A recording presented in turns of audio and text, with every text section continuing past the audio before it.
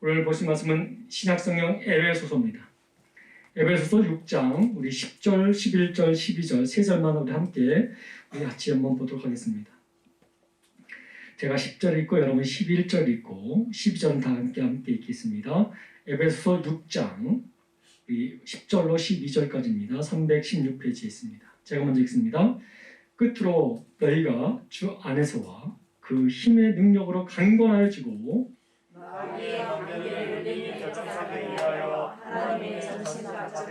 함께 있습니다. 우리의 씨름은 혈과 육을 상대하는 것이 아니요 통치자들과 권세들과 이 어둠의 세상의 주관자들과 하늘에 있는 악의 영들을 상대합니다.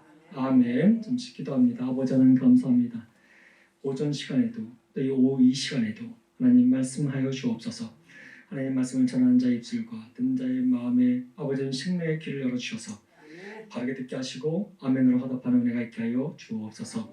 모든 것이 하나님의 은혜임을 다시 한번 고백드려오며 우리 주 예수 그리스도 이름으로 간절히 기도드립니다. 아멘. 여러분의 믿음의 고백을 한번 듣고 싶습니다. 여러분들은 예수를 믿음으로 말미암아 새 생명이 되셨습니까? 아멘. 여러분 그렇습니다. 우리는 예수 안에서 새 생명을 얻은 믿음의 사람, 새로운 생명이 되었습니다. 이것을 기뻐하며 주님을 바라보며 찬양하는 우리의 삶이 되길 소망합니다. 근데 여러분 이 은혜로운 삶 가운데 이렇게 해서 우리가 살아가고 있지만 이 세상에서 그래도 우리가 한 가지 간과하면 안 되는 사실이 하나 있습니다. 다시 말씀드리면 놓치면 안 되는 하나의 사실이 있는데 그것은 무엇이냐면 우리가 예수를 믿음으로 말미암아 새 생명을 얻고 기쁨을 살게 되었지만 그 기쁨을 삶을 살지 못하도록 방해하는 자들이 있다는 것을 우리가 알 수 있습니다. 하나님의 백성으로서 하나님의 자녀답게 살지 못하도록 만드는 또 구원의 백성으로서의 기쁨을 누리지 못하게 만드는 방해하는 것들이 우리 주변에 끊임없이 있다는 것을 우리에게 말씀하고 있습니다. 이것을 우리에게 기억하라고 말씀하고 있는 것이죠. 우리가 무엇을 작은 것을 이루어서 그것을 성공으로 느끼고 있지만 그 성공의 기쁨을 끊어버리게 만드는 그런 적들이 우리 앞에 있다는 사실입니다. 여러분 하나님께서 우리에게 풍성한 은혜의 삶을 주셨습니다. 그리고 그 풍성한 삶을 살도록 우리에게 기쁨도 허락해 주셨습니다. 근데 여러분 자꾸 옛사람으로 돌아가게 만드는 우리를 끊임없이 방해하는 유혹과 공격이 있다는 것입니다. 그런 적들이 우리에게 있다는 것입니다. 근데 여러분 그 적이 누구인지 그 싸움이 누구인지를 오늘 우리에게 말하고 있습니다. 그래서 성경은 우리에게 말하기를 진짜 적이 누구인지를 알고 그 적과 싸우기에 힘써라라는 말씀으로 우리에게 오늘 본문을 주셨습니다. 오늘 우리 12절 말씀에 보면 뭐라고 얘기합니까? 우리의 씨름은 혈과 육을 상대하는 것이 아니다라고 말하고 있습니다. 그리고 통치자들과 권세들과 이 어둠의 세상 주관자들과 하늘에 있는 악한 영들을 상대한다라고 분명하게 우리의 대적이 누구인지를 정확하게 말씀하고 있습니다. 그러니까 여러분 하나님은 우리에게 구원을 주셨습니다. 그 구원을 이룰 수 있도록 계속해서 우리에게 힘을 주시고 말씀으로 우리를 격려하십니다. 근데 여러분 우리가 그 말씀을 힘입고 살아가는 데 있어서 우리가 또 감당해야 될 일들이 있다는 것입니다. 그것이 무엇이냐면 우리가 싸워야 될 싸움이 있다는 것입니다. 우리가 육신을 입고 살아가는 동안 우리가 그것을 대적해야 될 싸움의 대상이 있다는 것을 오늘 우리에게 말씀하고 있는데 여러분 오늘 본문 12절 말씀을 보면 씨름이라는 단어가 나옵니다. 여러분 이 씨름이 어떤 것입니까? 여러분들 우리 예전에 우리 민속씨름 보면 잘 알고 있지 않습니까? 그냥 무기로 싸우는 것이 아니라 몸과 몸을 맞대서 백병전처럼 그냥 엉켜서 어느 한쪽이 죽든지 안 죽든지 결단을 내는 싸움이 여러분 씨름한다라고 말씀드릴 수가 있습니다. 이 전쟁에서 승리하거나 패하거나 둘 중에 하나지 무승부가 될 수 있는 것이 없다라는 것입니다. 전쟁에서 이기면 살고 전쟁에서 죽으면 죽는 것이죠. 그런 싸움이 우리에게 있다는 것입니다. 그것을 다른 말로 우리는 씨름이라고 우리에게 지금 표현하고 있지요. 여러분 한번 묻겠습니다. 이 씨름에서 이 전쟁에서 이기지 못하면 어떻게 될까요? 제가 조금 전에 설명해 드렸지만 죽든지 살든지 하는 거예요. 여러분 이 싸움에서 이기지 못하면 우리는 풍성한 하나님이 주신 은혜의 삶을 살지 못하게 됩니다. 그리고 옛사람의 구습대로 다시 돌아가서 살 수밖에 없는 것이지요. 그래서 여러분 사단이 걸어오는 이 씨름의 궁극적인 목적은 뭐냐면 사단에게 궁극적인 목적이 뭐냐면 우리로 하여금 하나님이 주신 그 풍성한 구원의 은혜를 그 기쁨의 은혜를 삶을 살지 못하도록 만드는 것이 이 사단이 우리에게 싸움을 거는 목적이라는 것입니다. 자, 그렇다면 여러분, 하나님께서 우리에게 이 귀한 은혜의 길 삶을 주셨는데 이것을 우리가 누리지 못하게 되면 누가 가장 마음이 아플까요? 당사자인 나도 마음이 아프겠지만 그 삶을 주셨던 하나님의 마음도 아프게 되는 것이죠. 그래서 여러분, 사단이 이 궁적인 싸움을 계속해서 우리에게 걷는 이유가 뭐냐면 하나님의 마음을 아프게 하고 하나님의 택한 백성들이 옛 모습으로 자신의 그 지배하에 다시 들어오는 것으로 만들고자 하는 그런 궁극적인 목적이 있다는 것입니다. 그러니까 여러분, 우리가 잠시 기쁨을 든다고 해서 방심할 수 있는 것이 아니라 끊임없이 사단은 우리에게 그런 공격을 하고 있다는 것입니다. 우리의 삶의 현장 너머에 항상 그 현상을 조종하는 구체적인 존재, 악한 것이 있다라고 말하고 있습니다. 나와 공동체를 공격하고 그 공동체를 무너뜨리려고 하는 어둠의 영들이 있다는 사실을 우리는 분명히 알고 살아가야 한다는 것입니다.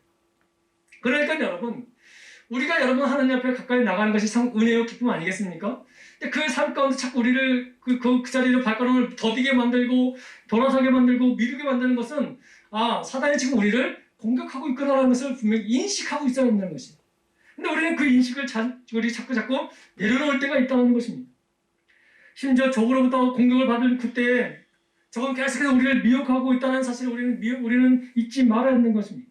사단은 계속해서 우리에게 어떻게 하냐면 우리의 시선을 자꾸 감기게 만듭니다. 누구를 향하여? 하나님을 향하여 바라보는 이 시선을 자꾸 감기하게 만듭니다. 여러분, 우리의 시선이 눈이 감기게 되면 어떻게 될까요? 우리의 눈이 감기게 되는, 우리 귀가 닫혀지게 됩니다. 눈이 감기니까 보지 않으니까 여러분 마음에서 떠나게 되는 거 아니겠습니까? 세상에서도 우리 연애할 때 이런 말 쓰지 않습니까? 눈에서 멀어지면 마음도 멀어진다는 말 있지 않습니까? 여러분, 우리가 하나님 앞에 나올 때에 우리의 눈을 자꾸 사단이 세상적으로 눈을 돌리게 만드는 거예요. 오늘 오전에 우리에게 주신 말씀 가운데 그런 비유의 말씀 있지 않습니까? 여러분, 베드로가 예수님의 말씀을 듣고 은혜 가운데 예수님을 바라보고 나올 때는 그 어떤 환경이 보이지 않기 때문에 당당하게 그 바다에 또 걸을 수 있는 은혜가 있었습니다. 근데 그 시선이 바뀌어지게 되니까, 그러니까 하나님을 바라보는 눈이 단절되기 시작하니까 어떻게 됩니까? 하나님 말씀이 들리지가 아니하고 들리지가 않으니까 마음이 답답하고 공허해지며 그러면서 영적인 부분이 닫혀지게 되는 것을 보게 됩니다. 여러분, 설교 시간에 물론 피곤하고 지쳐서 눈이 참 감기지만 되도록이면 눈 감지 않도록 노력하십시오. 눈이 감기면 여러분 묵상하는 것이 아니고 좋게 말해서 묵상이지 귀가 닫혀지게 되는 거예요. 귀가 닫혀지면 여러분 마음이 닫혀지게 돼요. 그러면 여러분 마음이 닫혀지면 어떻게 될까요? 내 영이 죽게 되는 거예요. 사단이 그래서 계속해서 우리의 영적인 눈을 가려지게 만드는 거예요. 그래서 성경은 이 우리의 눈이 얼마나 중요한지를 우리 살펴보고 있잖아요. 그래서 끝까지 우리에게 말씀하시는 내용이 무엇입니까? 하나님을 바라보라. 무엇으로 바라봅니까? 우리의 마음, 눈으로 바라보는 거 아니겠습니까? 근데 그 눈이 닫혀지는 순간 하나님의 말씀이 들려지지가 않는 거예요. 그래서 사단은 계속해서 우리를 끊임없이 이렇게 우리를 공격하고 있다는 것입니다. 아무것도 아닌 것 같이 보이지만 그 정도쯤이야라고 생각하지만 결코 그렇지 않습니다. 그 작은 출발 하나가 우리의 영의 눈을 가리우는 그런 안타까운 일이 벌어지게 된다는 것이죠. 그러니까 사단은 여러분 우리가 말씀 듣기를 더 싫어하기 때문에 그래서 계속해서 우리의 눈을 가리워지고 우리의 귀를 닫게 하고 우리의 마음을 닫게 하고 그래서 영의 모습을 닫게 만들고 그래서 결과적으로 하나님으로부터 떠나게 만드는 우선순위를 바꾸게 만드는 그런 일들을 지금 하고 있다는 것입니다. 이것이 다른 말이 아니라 영적 전쟁입니다. 우리가 여러분 하나님 앞에서 우리의 마음이 닫혀지고 영이 닫혀지게 되면 어떤 사건이 벌어집니까? 우리가 죽는 거예요. 하나님을 떠날 수밖에 없게 되는 것이죠. 우리가 여러분 하나님을 집중하지 못하면 우리는 죽게 될 수밖에 없어요. 그러니까 사단은 끊임없이 이렇게 우리를 공격하는 것입니다. 처음에 갑자기 우리가 딱 인식할 수 있을 정도로 그렇게 공격하는 것이 아니라 하나씩 우리나라 말에 여러분 시나브로라는 말이 있습니다. 나도 모르는 사이에 서서히 젖어가는 것을 시나브로라는 말입니다. 참 우리 이쁜 말이죠. 근데 여러분 이것은 굉장히 무서운 말입니다. 하나씩 하나님부터 멀어지게 만듭니다. 내가 인식하지 못할 때. 근데 어느 순간 눈을 떠보면 내가 어느 순간 하나님과 멀어져 있는 상태를 발견하게 되지요. 사단은 끊임없이 우리를 미혹하는 거예요. 괜찮아. 한 번 정도는 괜찮아. 괜찮아. 이 정도는 괜찮아. 그래서 자꾸 상한선을 자꾸 제한시켜버립니다. 그래서 내 마음에 이런 생각을 주지요. 이 정도면 됐지라는 생각을 자꾸 들게 됩니다. 이 정도 수가 쓰면 됐지. 다른 사람이 하면 되겠지. 이런 마음을 자꾸 주게 되는 것이죠. 여러분 이 말에 기울이기 시작하면 내 마음이 닫혀지기 시작하는 거예요. 여러분 사단은 계속 우리를 공격하고 있습니다. 그때 여러분 그렇기 때문에 우리는 끊임없이 하나님이 내게 무엇을 말씀하신지를 우리는 들어야 되는 것이죠. 봐야 된다는 것입니다. 그래서 교회가 해야 될 일과 목사가 해야 될 일이 무엇이냐면 성도들이 끊임없이 하나님의 말씀을 볼 수 있도록, 들을 수 있도록 자꾸 우리에게 집중적으로 말씀을 전하는 것이 우리의 목표입니다. 이 귀한 은혜의 자리에 세상적인 일과 생기의 어떤 논리를 전하는 시간이 아닙니다. 이건 이 시간은 윤리적으로 어떤 윤리를 가르치거나 도덕적인 것을 강요하는 시간이 아닙니다. 이것은 여러분 주역께 보게 되면 이것은 생명이 전해지는 왔다 갔다 하는 시간이기 때문에 여러분 이 말씀을 우리가 귀 기울여 들을 수 있도록 계속 우리가 행해야 되는 것이죠. 근데 여러분 사단은 그것을 못하게 계속 방해하는 거예요. 말씀을 들을 때 딴 생각이 들게 만들고 말씀을 집중하려고 하면 딴 마음이 들게 만들어서 눈을 감게 하고 또 귀를 닫게 하고 또 마음을 닫게 해서 실질적으로 하나님의 말씀을 듣지 못하게 하는 것이죠. 지금은 괜찮습니다. 근데 어느 순간 자신이 말라있는 것을 뒤늦게 알 때는 그때 늦은 것이죠. 지금 여러분 여기 보시면 꽃들이 참 이쁘지요?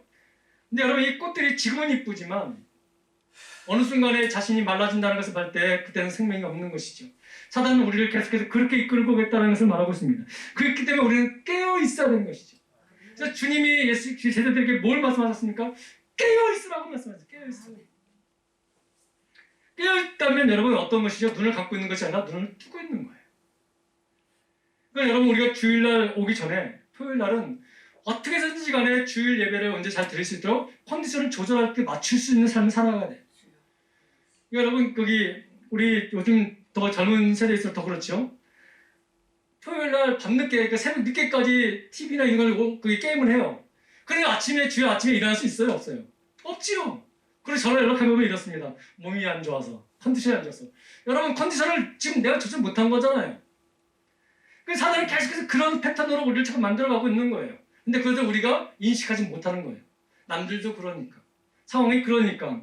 그래서 결과적으로 어떻게 합니까? 예배를 미루게 되게 만들고 내 삶에 어떤 내 기쁨을 먼저 찾게 만드는 그래서 여러분 영적인 싸움을 자꾸 무기력해 만드는 그런 일들을 지금 사단이 계속 우리를 공격하고 있다는 것입니다. 그렇기 때문에 여러분 우리는 이 전쟁에서 승리의 삶을 살기 위해서는 지금 하나님의 말씀을 들어야 되고 나를 공격하는 그 사단의 역사 연락가 어떠한 것인지를 우리가 분명히 인식할 필요가 있다는 것입니다. 여러분 우리가 신앙생활 할 때나 사회생활 할 때나 어떤 관계를 맺을 때 우리가 사단이 어떻게 우리를 힘들게 만드냐면 이렇게 합니다. 어떠한 사람을 보게 합니다. 그리고 저 사람 때문에만 아니면 내가 좀 참 좋을 텐데 라는 생각을 자꾸 심어놓습니다. 그리고 반대로 말하면 그 사람 때문에 나는 고통당하고 그 사람 때문에 오기가 싫어지고 그 사람만 생각하면 기도가 멈춰지게 되는 그런 마음을 자꾸 주게 되는 거예요. 사단이 그렇게 우리를 공격합니다. 근데 여러분 그 사람 때문에 내가 이렇게 무너질까요? 그 사람 때문에 내 영적인 부분이 사라질까요? 그렇지 않다는 것입니다. 그 사람을 공격하는 배후의 세력이 있다는 것입니다. 그래서 여러분 오늘 본문에 뭐라고 말합니까? 우리의 시험은 혈과 육이 아니라는 것입니다. 어떨 때는 성도들이 목사를 볼 때에 어떤 때는 목사가 성도를 볼 때에 저 사람만 아니면 저 목사님만 아니면 이런 생각이 들 때가 많습니다. 또 그것을 이용하는 사람들이 많이 있습니다. 그 사람만 아니면 회사도 마찬가지죠. 저 상사만 아니면 저 부하만 저 직원만 아니면 내가 정말 기뻐할 텐데 그 사람만 없으면 이 세상은 천국일 텐데 이런 생각이 참 많이 있지 않습니까?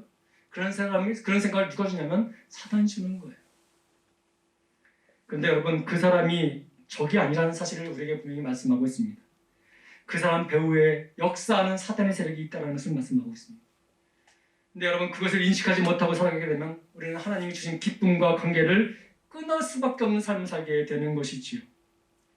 사랑하는 성도 여러분, 어둠의 영이 진짜 있습니다.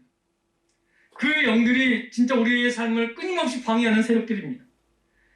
우리가 이 적을 바로 알지 못하면 우리의 삶은 헛된 삶이 될 수밖에 없을 것입니다. 계속해서 사람을 공격할 것입니다.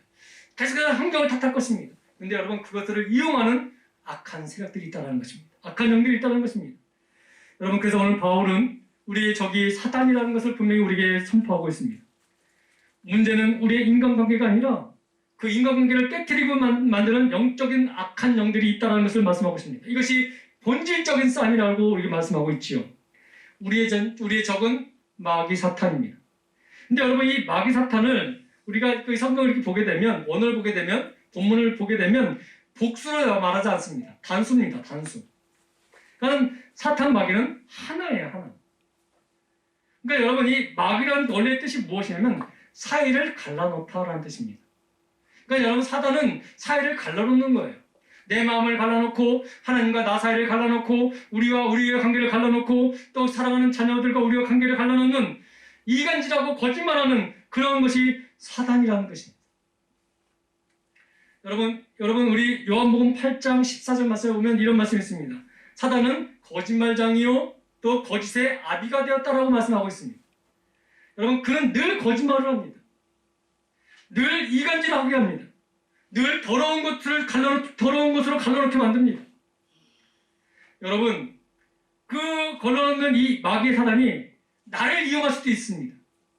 나를 이용해서 이 사람과 저 사람을 갈라놓을 수도 있습니다. 이간질합니다. 또 어떤 사람이 그런 일을 행해서 나와 저 사람을 갈라놓을 때가 있습니다. 얼마나 많은 이런 역사가 일어났는지 모릅니다. 심지어는 내 마음을 갈라놓을 때가 있습니다. 오늘 하나님께 예배 드려야 되는데 아니야 저게 더 급해. 자꾸 내 마음을 속삭이면서 갈라놓게 만듭니다. 이것이 사단입니다. 사단의 전리 바로 그렇습니다. 그래서 여러분 이 이름의 뜻을 보게 되면 그 사람의 특징을 알 수가 있는 거예요. 마귀의 뜻이 뭐라고요? 갈라놓는 거예요. 무엇을 가장 갈라놓기 위해서 이 사단이 이 마귀가 노력하냐면 하나님과 나를 갈라놓는 것. 그리고 내 마음을 갈라놓는 것. 이것에 우리가 현혹되면 안 된다는 것입니다. 그렇기 때문에 여기 사도 바울은 우리에게 분명히 말하고 있습니다. 너를 공격하는 대상이 누구인지를 분명히 알라라는 것입니다. 그 사람이 아니라 그 사람을 통해서 나를 무너뜨리고 나의 마음을 갈라놓고 우리 관계를 갈라놓고 우리 공동체를 갈라놓는 그 사단의 배후를 알고 그 사단을 이길 수 있도록 너희가 힘써 하나 되어서 기도하라는 말씀을 우리에게 지금 하고 있다는 것입니다. 근데 여러분 이 마귀는 공격의 대상을 어떤 한정 짓지 않습니다. 대상이 구분이 없다는 말입니다. 여러분 이 마귀는 창조주께서 아담과 하와를 만드셨을 때도 이미 공격을 시작했습니다. 그래서 여러분 원죄를 짓게 만들지 않습니까? 그래서 그 이간질하게 함으로 말미암아 하나님과 이 사람과의 관계를 끊어버리게 만들었습니다. 그래서 그 결과 어떻게 됐습니까? 인류가 타락의 길로 가게 되었지 않습니까? 또 한번 보십시오. 이 사단이 누구까지 공격하냐면 예수님까지 공격합니다. 이제 공생애를 시작하실 때에 성령의 충만한 은혜 가운데 광야에 40일 동안 기도하실 때에 그 40일 동안 기도하신 예수님이 얼마나 굶주셨습니까? 격려하고 또 섬겨야 될 그 예수님께 그가 나타나서 미혹합니다. 여러분 심지어는 여러분 어떤 공격을 하냐면 고린도 교회를 예를 들어 알려드리면 고린도 교회를 이 사단이 이용함으로 말미암아 그 사이에 교회를 분열시키려고 하는 책동들을 벌이게 됩니다. 고린도후서 2장 11절에 하면 그런 부분을 우리가 볼 수가 있습니다. 심지어는 예수님께 신앙의 고백을 해서 칭찬받은 베드로를 또 그 이후에 미혹하게 만들므로 말미암아 바르게 살지 못하게 만드는 그런 일도 하고 있음을 우리가 볼 수 있습니다. 이처럼 여러분 마귀는 끊임없이 공격의 대상과 상관없이 계속해서 끊임없이 우리를 공격하고 있다는 것입니다. 그래서 여러분 우리는 믿음이 좋다고 착각하면 안 되는 거예요. 끊임없이 우리는 철저하게 여러분 하나님의 전신갑주를 입고 준비하고 있어야 되는 것입니다. 그래서 깨어 있어야 되는 것입니다. 사단은 끊임없이 예수님도 또 믿음의 고백을 한 사람도 또 하나님의 사랑을 처음 받는 그 사람도 다 끊임없이 공격했고 일단 개개인의 삶만 공격한 것이 아니라 공동체도 공격하는 그런 역사가 일어났다는 것이죠. 오늘 많은 이단 세력들이 여기에 현혹되어서 하나님의 백성들을 미혹하는 것들을 참 우리 보게 됩니다. 심지어는 교회 안에도 그런 일들을 감당하는 사람들도 있습니다. 여러분 그러할 때 갈라놓는 것을 위하여 일하는 사람들이 있으면 목사와 성도를 이간질시키고 통도와 성도를 이간질시키는 그런 부분이 있다면 여러분 그 귀에 얼마나 여러분 혹하겠습니까? 근데 그 말에 귀 기울이시면 안 되고 단호하게 끊으셔야 됩니다. 그것은 하나님의 공동체를 깨트리는 일들을 그가 하고 있기 때문입니다. 근데 그가 하는 것이 그가 하는 것이 아니라 그를 통해서 지금 사단이 하고 있는 거예요. 여러분 우리는 언제든지 사단의 도구가 될 수가 있습니다. 그렇기 때문에 우리는 깨어 있어야 됩니다. 하나님 말씀 더 깊게 바라봐야 되고 그 말씀을 묵상해야 되며 살아가야 합니다. 여러분 베드로가 신앙의 고백할 때 얼마나 예수님이 칭찬하셨습니까? 근데 그 칭찬이 끝나자마자 무섭게 이 베드로는 시험에 빠지지 않습니까? 여러분 최근 심리학에서 이런 단어가 유행합니다. 생각 넣기라는 단어가 있습니다. 이 개념입니다. 쉽게 말하면 사람 속에 생각을 집어넣는 거예요.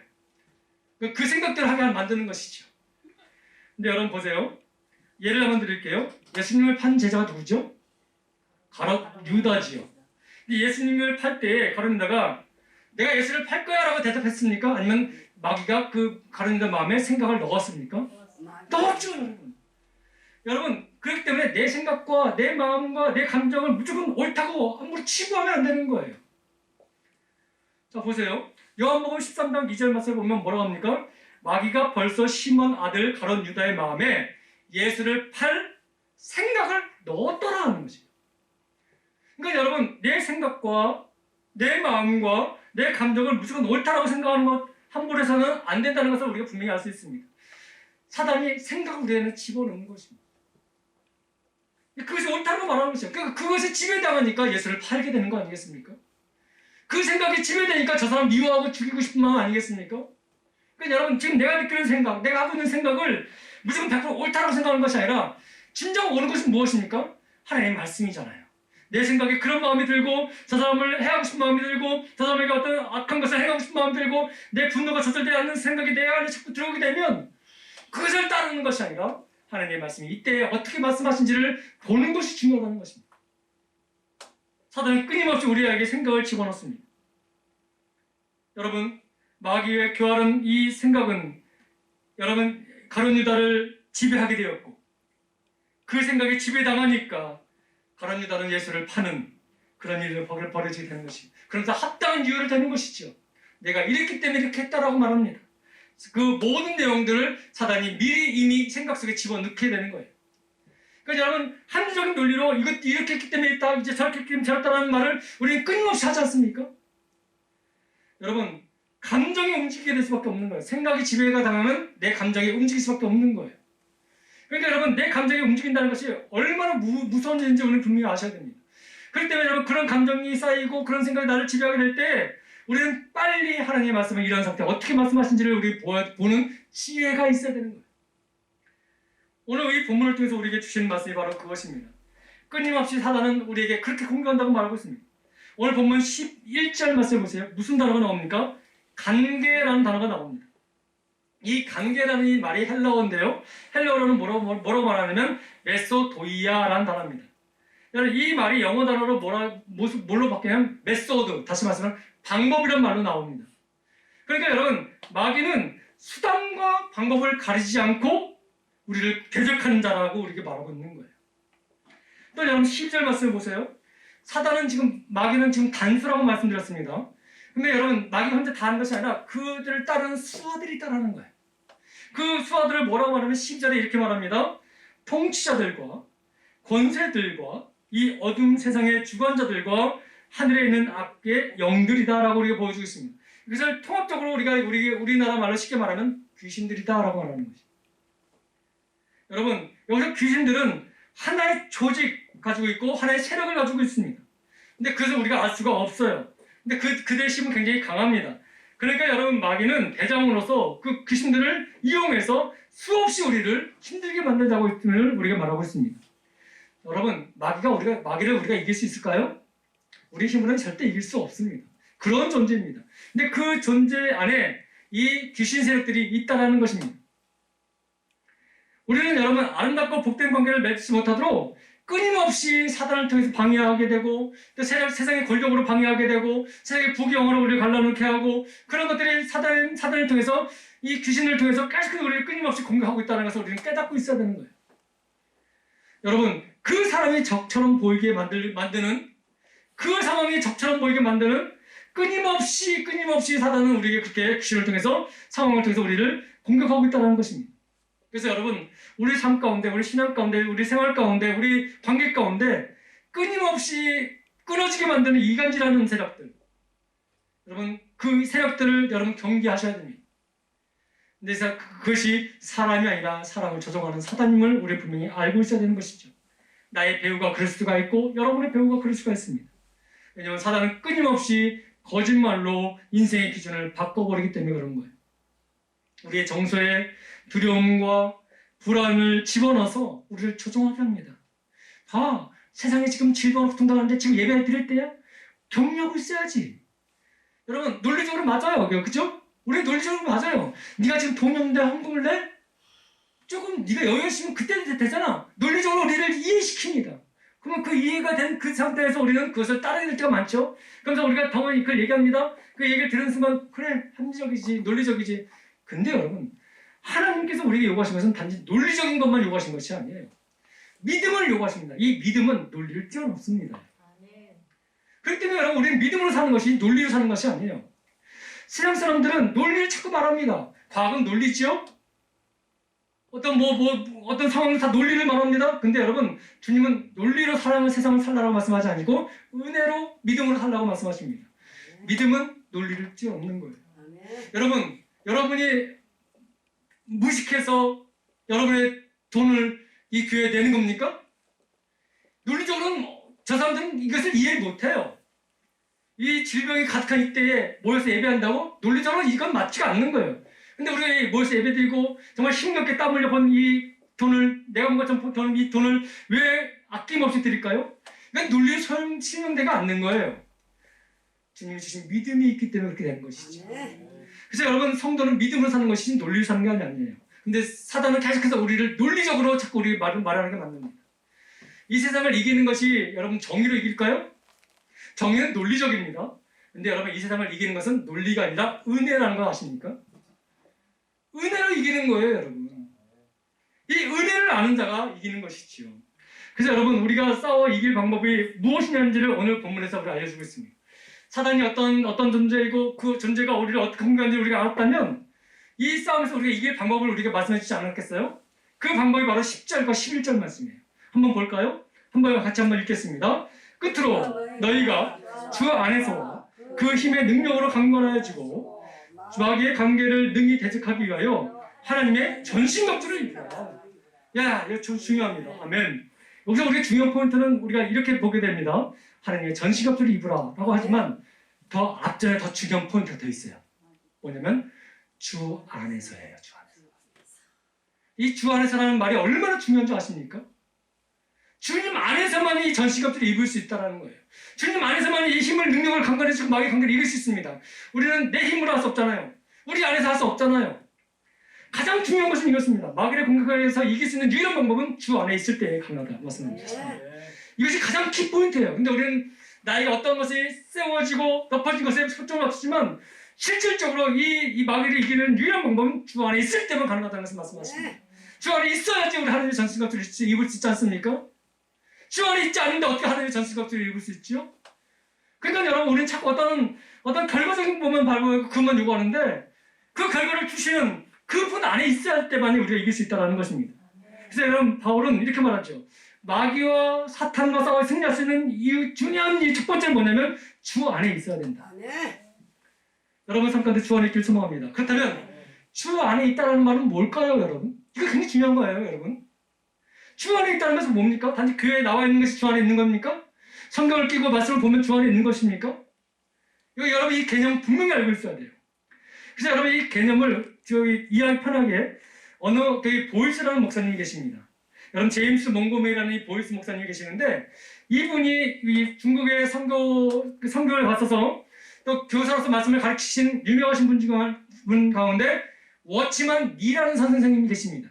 이분이 에베소서를 개로 강의를 많이 하셨는데 이분의 강의를 인용해서 이 보이스 목사님이 주 안에서의 그 개념을 정확하게 우리에게 설명하고 있는데 첫 번째로 주 안에 있다는 것은 무엇이냐면 에베소서 2장 6절 말씀을 보면 한번 보겠까요? 한번 보세요. 에베소서 2장 6절에 한번 보겠습니다. 함께 있습니다. 또 함께 일으키사 그리스도 예수 안에서 함께 하늘에 앉으시니. 다시 말씀드리면 주 안에 있다는 건 뭐냐면 주님이 허락하신 자리에 앉아 있는 거예요. 시팅, 영어는 시팅인데 앉는 자리가 중요하다는 것입니다. 그래서 여러분, 우리가 보십시오. 시편 1편 1절 2절을 보면 뭐라고 말합니까?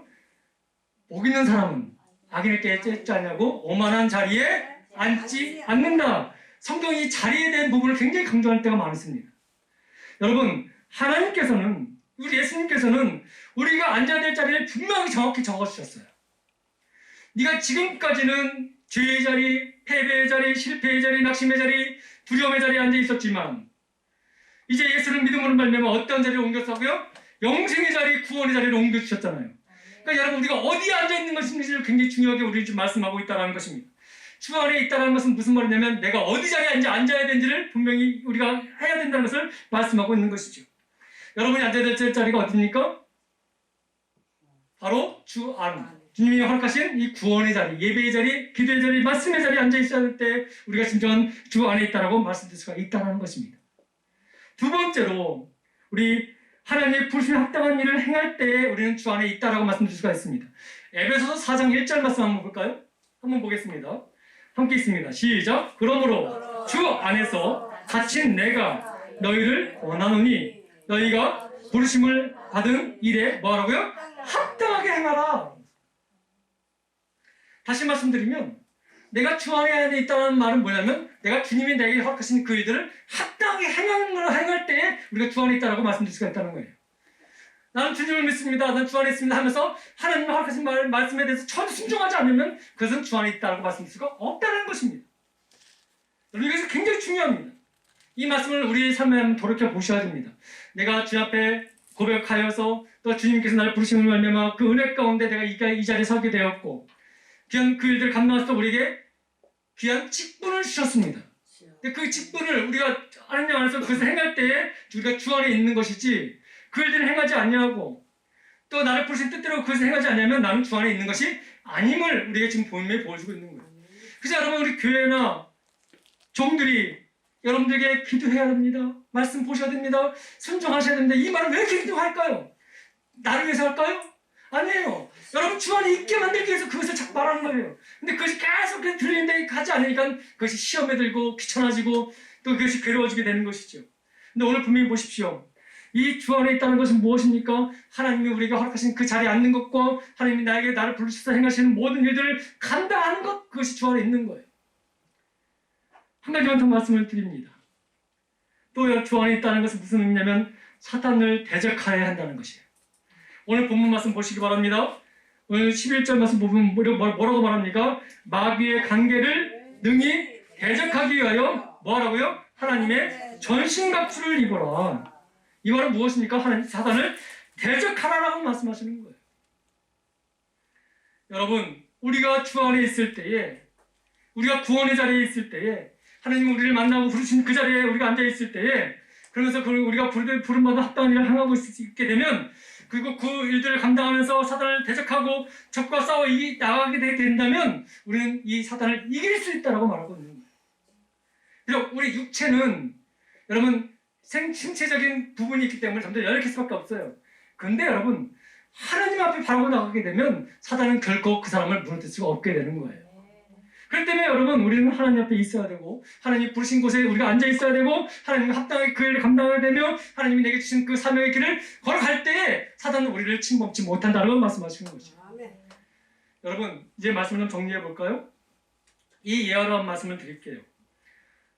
마틴 루터 여러분 잘 알고 계시죠? 종교개혁자죠. 그가 자기가 이제 종교개혁을 일으킬 당시에 너무 자기가 대적하는 그 대적들이 너무 강하다 보니까 그것이 자기가 이제 버겁다라는 생각이 들게 된 거예요. 버거우니까 사람이 버거우게 되면 해야 되는데 그 일들을 감당할 때 감당하지 못하는 마음이 내 마음에 들게 되면 우리는 어떻게 될까요? 무기력함을 느끼면서 무너지게 되는 것입니다. 내가 이걸 해도 돼? 할 수 있을까? 그것이 자꾸 나를 잠식해버리게 되면 그냥 포기하는 인생이 되게 되고 아무 무기력한 인생이 되게 되죠. 그래서 낙심하게 만들게 되죠. 그렇게 이 루터가 지금 그런 상황에 처해 있습니다. 근데 여러분 그 모습을 본 아내가 이렇게 말하죠. 여러분 다 알고 있는 내 예화들이에요. 아내가 상복으로 갈아입습니다. 여러분 상복은 언제 입죠? 누가 죽었을 때 입는 거 아니겠습니까? 그 아내가 루터 앞에서 상복을 입고 고백을 합니다.